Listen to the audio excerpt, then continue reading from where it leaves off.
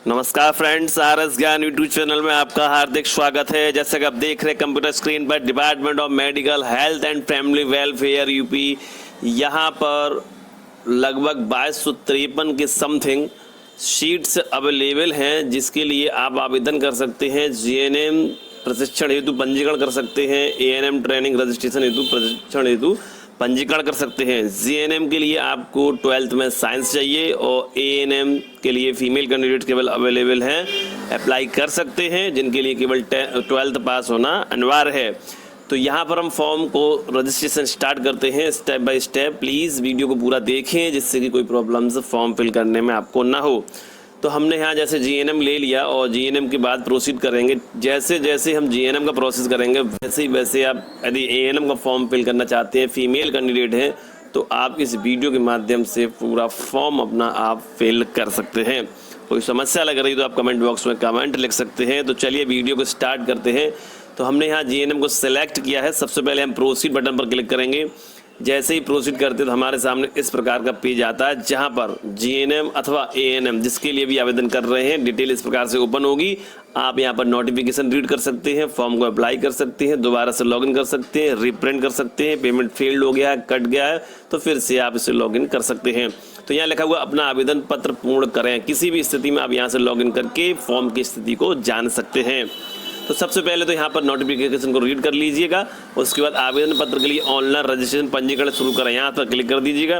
Click करने के बाद आपके सामने इस प्रकार का कुछ इंटरफेस होगा, जहाँ पर अपना नाम 10th की मार्कशीट डालना होगा, registered mobile number, registered email ID डालकर सबमिट करेंगे। मोबाइल पर ओटीपी आएगा, ओटीपी डालकर वेरीफाई करेंगे। रजिस्ट्रेशन आपका सक्सेसफुल हो जाता है। इस प्रकार यहाँ पर जो है ओटीपी जा चुका है। अब यहाँ पर आपको ओटीपी डालना होगा। डालने के बाद सबमिट बटन पर क्लिक करना होगा। आप देख रहे हैं your primary registration has been done, your registration number and password has send to your registered mobile number and registration number is. तो यहाँ रजिस्ट्रेशन नंबर को नोट कर लेते हैं। पासवर्ड आपकी मोबाइल पर भेजा जाता है, उसको नोट कर लेते हैं और उसके बाद गो टू बैक करेंगे, या फिर यहाँ देख रहे हैं गो टू लॉगिन बटन पर क्लिक करके दोबारा से लॉगिन करेंगे। ठीक इसी प्रकार आप एएनएम का रजिस्ट्रेशन फीमेल कैंडिडेट कर सकते हैं। तो यहाँ पर रजिस्ट्रेशन नंबर को हाइड किया गया है, बट आपको स्पष्ट दिखाई देगा। 40% से नंबर ऊपर होने चाहिए, तो यहाँ यस करना होगा। उसके बाद यहाँ पर यदि 5 वर्षों से काम कर रहे हैं तो यस करेंगे, नहीं तो नो करेंगे। उसी के साथ साथ इससे रिलेटेड कॉलम ये यहाँ पर बंद हो जाएंगे। अगला स्टेप है विज्ञान समूह के लिए इंटर में पास किया है तो साइंस होना अनिवार्य है। जीएनएम के लिए यदि आप एएनएम है तो केवल 12th पास से ही हो जाएगा फीमेल कैंडिडेट के लिए, और जीएनएम सभी के लिए 12th साइंस होना चाहिए। तो यहाँ पर हमने यस किया है। यस करने के बाद जो है यहाँ पर नाम, पिता का नाम, माता का नाम, 10th की मार्कशीट डाल देते हैं। जेंडर मेल फीमेल सेलेक्ट कर लेते हैं। उसके बाद कैटेगरी को सिलेक्ट करेंगे। उसके बाद दिव्यांगता है तो यस, नहीं तो नो करेंगे। उसी के साथ साथ दिव्यांगता वाले कॉलम बंद हो जाते हैं। यदि नो करते हैं तो यस करते हैं तो ओपन हो जाते हैं और उनको फिल कर देते हैं। सिलेक्ट योर नेशनलिटी को यहाँ सेलेक्ट कर लेते हैं और अगला स्टेप। तो फ्रेंड्स जो है अगला स्टेप यहाँ आपने सेलेक्ट कर ही लिया होगा। मोबाइल नंबर पहले से होगा, वैकल्पिक नंबर कोई है दूसरा तो डाल सकते हैं, नहीं छोड़ सकते हैं। ईमेल आईडी पहले से यहाँ रजिस्टर्ड है। आईडी को सिलेक्ट कर लेते हैं, यहाँ आईडी नंबर को डाल देते हैं। उसके बाद बैंक अकाउंट डिटेल्स को यहाँ अपना जो है बैंक धारक का नाम है, बैंक का नाम है, आईएफएस कोड है, अकाउंट नंबर को सही से डाल के चेक कर लेते हैं। देखिए ये जीएनएम एएनएम प्रशिक्षण के लिए हैं और यहाँ पर लगभग 2253 के समथिंग सीटें हैं, जिनके लिए यदि आप आवेदन करते हैं 12th पास है, 12th साइंस साइड हैं जीएनएम एएनएम के लिए, तो आपको प्रशिक्षण के लिए आमंत्रित किया जाता है। आपका वहाँ एडमिशन किया जाएगा और आपको ट्रेनिंग दी जाएगी कि जीएनएम एएनएम में क्या क्या कार्य किया जाता है। यदि आपका सिलेक्शन हो जाता है तो एक अच्छी बात है और आप इसके लिए तैयार हो जाएंगे। आगे के लिए आपको जॉब मिल जाएगी प्रशिक्षण लेने के बाद। तो चलिए अगला स्टेप है एड्रेस का। यहाँ पर अपना एड्रेस परमानेंट और कम्युनिकेशन एड्रेस सेम है तो यहाँ टिक कर देंगे, दोनों जगह ऑटोमेटिक फिल हो जाएगा। इधर फिल करेंगे तो इधर टिक करेंगे तो फिल हो जाएगा। ठीक है, यदि अलग अलग है तो अलग अलग फिल कर सकते हैं। उसके बाद नेक्स्ट बटन पर क्लिक करना होगा। तो फ्रेंड्स आप देख पा रहे हैं डेट ऑफ बर्थ यहाँ फिल नहीं हो पाई थी, उसको फिल करने के बाद यहाँ रजिस्ट्रेशन पार्ट 1 कंप्लीटेड सक्सेसफुल हो चुका है। ओके बटन पर क्लिक करेंगे। अगला स्टेप एजुकेशन क्वालिफिकेशन का, जहाँ पर हाई स्कूल का बोर्ड सेलेक्ट करेंगे। उसके बाद पासिंग ईयर सेलेक्ट करेंगे, रोल नंबर डालेंगे, सर्टिफिकेट सीरियल नंबर डालेंगे। सर्टिफिकेट सीरियल नंबर याद रहे, सीरियल नंबर मांगा गया सर्टिफिकेट का।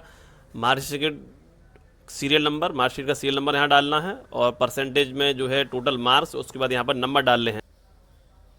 ठीक इसी प्रकार 12th की डिटेल्स को फिल करना होता है। बोर्ड सेलेक्ट करते हैं, उसके बाद पासिंग है और उसके बाद रोल नंबर, सीरियल नंबर डालना है। यहाँ पर ध्यान रहे सीरियल नंबर मार्कशीट का भी डालना है। और उसके बाद जो है आपको यहाँ कुल अंक टोटल लिखना है, 500 का या 600 का, जो भी हो। 500 का होता है 12th में।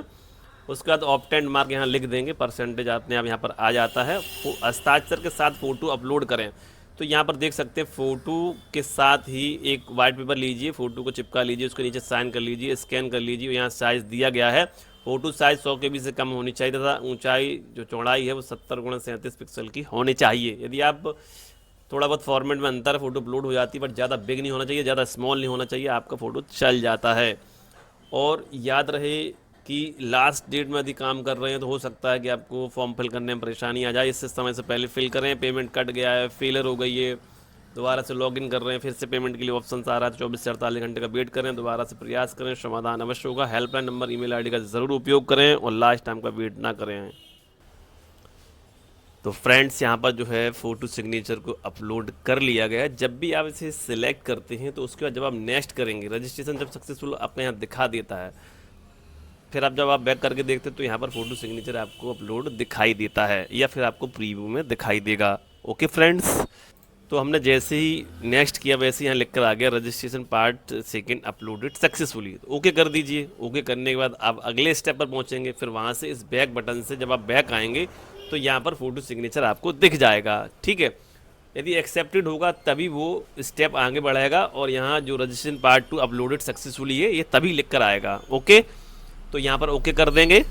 अगला स्टेप डॉक्यूमेंट अपलोड का, जहाँ पर 10th मार्कशीट 300 KB से कम की PDF में अपलोड करना होता है। तो यहाँ पर सभी डॉक्यूमेंट जो देखिए मार्कशीट है, यदि आपका कंबाइंड है, एक ही है, तो आप दोनों जगह एक ही चीज़ अपलोड कर दीजिए 10th का। यदि आपका मार्कशीट सनद अलग अलग है तो आप अलग अलग अपलोड कर सकते हैं।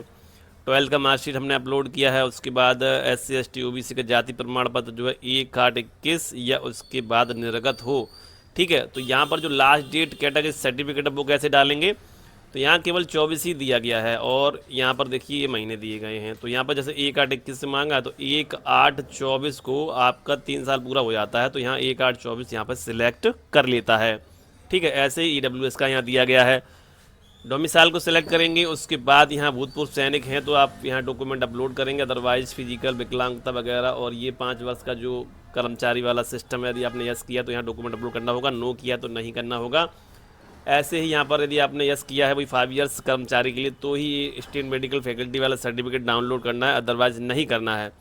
यदि आपने नो कर रखा है वहाँ पर स्टार्टिंग में रजिस्ट्रेशन के समय, करेक्ट सर्टिफिकेट ये मस्ट है, यहाँ अपलोड करना ही है आपको। या तो अपने किसी कॉलेज से बनवा लीजिए या फिर जिला अस्पताल से चरित्र प्रमाण पत्र बनवा के यहाँ पर लेटेस्ट में अपलोड करना होगा। उसके बाद नेक्स्ट बटन पर क्लिक करना होगा। तो दोस्तों आप यहाँ देख सकते हैं पार्ट 3 अपलोडेड यानी कि अपडेटेड सक्सेसफुली हो चुका है। अब आपको ओके बटन पर क्लिक करना होगा। तो आप देख सकते हैं एप्लीकेशन प्रीव्यू जो है 3rd स्टेप पूरा करने के बाद आवेदन पूर्वालोकन अंतिम रूप से जमा करने से पहले आप अपने व्यक्तिगत विवरण, शिक्षा का विवरण, फोटो, हस्ताक्षर दस्तावेजों को दोबारा जांच लें। तो ये प्रीव्यू पेज है, इसको आप जो है टॉप पर, मिडिल में, बॉटम में अच्छे से चेक करेंगे। उसी के बाद जो है प्रोसीड पर पेमेंट करेंगे। यदि इससे पहले कोई समस्या है तो वहाँ पर एक बैक बटन मिल जाता है देखने को, बैक करके अपने आप आवेदन को संशोधन कर सकते हैं किसी भी स्टेप को, उसके बाद पेमेंट कर सकते हैं प्रीव्यू को चेक करके। तो यहाँ आप देख सकते हैं कि जो डिक्लेरेशन है वो मैंने टिक कर दिया है बॉटम में, और यहाँ देखिए बैक टू एडिट कर सकते हैं। यहाँ से यदि सब कुछ सही है तो यहाँ से प्रोसीड फॉर पेमेंट पर क्लिक करिए और पेमेंट के लिए आगे बढ़ जाइए। अगला स्टेप जो है पेमेंट का है। आप यहाँ देख सकते हैं सारे स्टेप कंप्लीट हो चुके हैं, बस यहाँ पर केवल पार्ट 4 रह गया है। तो यहाँ पर पे ऑनलाइन भुगतान करने पर क्लिक करना होगा। यहाँ पर आप कार्ड से, पे बाय एंड UPI ऐप के माध्यम से, पे थ्रू UPI QR कोड से कर सकते हैं, नेट बैंकिंग है, कैश एंड अदर है, बहुत सारे ऑप्शन है। किसी भी मोड से आप अपना पेमेंट को सक्सेसफुल बना सकते हैं। अगला स्टेप जो है मैंने ATM से उपयोग किया है और यहाँ पर OTP आ चुका है। OTP डालकर मेक पेमेंट करेंगे, पेमेंट आपका सक्सेसफुल हो जाता है। यहीं पर पेमेंट फंस गया है, कट गया है, लॉगिन कर रहे हैं, दोबारा से पेमेंट का ऑप्शन आ रहा है। जैसा कि मैंने वीडियो के स्टार्टिंग में आपको बताया था कि आपको परेशान नहीं होना है। यदि आप लास्ट डेट से पहले कर रहे हैं, 3-4 दिन या 5 दिन बचे हुए हैं, तो आप 24 से 48 घंटे का वेट कर सकते हैं, दोबारा लॉगिन करके चेक कर सकते हैं, अकाउंट स्टेटस चेक कर सकते हैं कहीं फीस रिफंड तो नहीं हो गई है। और उसी दिन हेल्पलाइन नंबर, ईमेल का उपयोग ज़रूर करें जिससे कि आपका पेमेंट का समाधान जल्द से जल्द हो सके। जब भी फॉर्म आपका इनकम्प्लीट रह जाता है या पेमेंट कट जाता है, प्रिंट आउट नहीं निकाल पाते हैं, तो फिर से आप इसी पर आएंगे। इसका लिंक जो है डायरेक्ट वीडियो के डिस्क्रिप्शन में मिलेगा। जैसे हमने जीएनएम सेलेक्ट किया, हमने प्रोसीड किया, उसके बाद यहाँ पर देखिए इस प्रकार के ऑप्शन निकल कर आते हैं, चाहे एएनएम कर रहे हो चाहे जीएनएम कर रहे हो, ठीक है। जो भी ऑप्शन सेलेक्ट करेंगे वो यहाँ पर ओपन होगा। कंप्लीट योर एप्लीकेशन फॉर्म, बस यहाँ पर क्लिक कर दीजिएगा तो आपको यहाँ देखने को मिल जाता है। यहाँ रजिस्ट्रेशन नंबर पासवर्ड का उपयोग करेंगे, लॉगिन करेंगे, लॉगिन हो जाएगा पोर्टल आपका। इस प्रकार जब आप लॉगिन कर लेते हैं तो फिर से आपको स्टेप बाय स्टेप तीनों स्टेप को क्रॉस करते हुए लास्ट पेज फाइनल प्रीव्यू पे पहुंचते हैं, फिर से डिक्सेप्ट टिक करते हैं, फिर से पेमेंट पर क्लिक करते हैं, फिर से इस प्रकार का ऑप्शन आपका आ जाता है। यदि आप लॉगिन कर रहे हैं, पेमेंट सक्सेस हो गया है और जब लॉगिन करने पर फिर से आपका वही प्रोसेस स्टार्ट हो रहा है जैसा कि हम ऑनलाइन रजिस्ट्रेशन के टाइम करते हैं, तो इसका मतलब फॉर्म कंप्लीट नहीं हुआ है आपका। पेमेंट का ऑप्शंस भी आ रहा है। जब भी पेमेंट सक्सेसफुल होगा, जब भी अपडेट होगा और जब भी लॉगिन करेंगे तो ये सारे स्टेप आपको क्लियर नहीं करने होते हैं, केवल फाइनल प्रिंट आउट ही वहाँ पर दिखाई देता है आपको केवल। ओके फ्रेंड्स, तो जैसे ही पेमेंट सक्सेसफुल होता है आपके सामने इस प्रकार की जो है स्लिप जनरेट हो जाती है, जिसको आप प्रिंट करके सेव कर लेते हैं। साथ ही साथ उसके बराबर में एक ऑप्शन दिया होता है फाइनल प्रिंट आउट डाउनलोड करने का, तो वहाँ से अपना प्रिंट आउट भी डाउनलोड कर लेते हैं और इस प्रकार फॉर्म आपका फाइनली सबमिट सक्सेसफुल हो जाता है।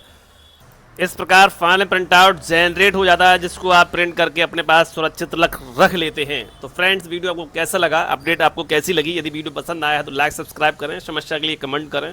वीडियो देखने के लिए आप सभी का धन्यवाद। नमस्कार, जय हिंद, जय भारत।